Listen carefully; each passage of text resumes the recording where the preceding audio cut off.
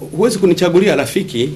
Unaweza kuwa na rafiki ambaye anafanya kazi tofauti na ya kwako, lakini rafiki yako.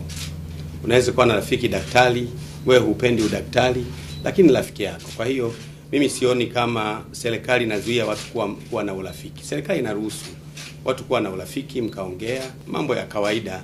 Kwa hiyo sidhani kama ni tatizo. Nitaka kujua, unaelewa ukweli tu. Si unajua ninasema ukweli kwamba nini kimempata profesa anavuruga chama chake.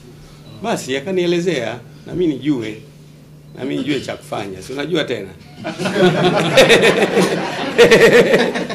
Unaelewa Sasa hiyo ni kweli, unajua maharage.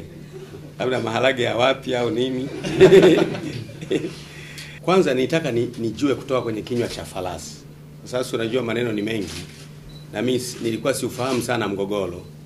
Ameniambia, baada ya kuniambia basi na mimi najua cha kufanya. Nikiwa na cha kufanya nitakwambieni kwamba na cha kufanya au na cha kusema. Alioniambia ni atafakari, ni digest. Baadaye nitakuwa na cha kusema. Huyu ni rafiki yangu.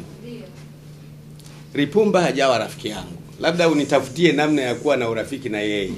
Lakini sasa unaongea na rafiki yako kwanza, rafiki yako anakuelezea, jamani nimekwenda hivi, imekuwa hivi, imekuwa hivi. Na of course rafiki yako unamuelewa kuliko mtu asiye rafiki yako, si ndio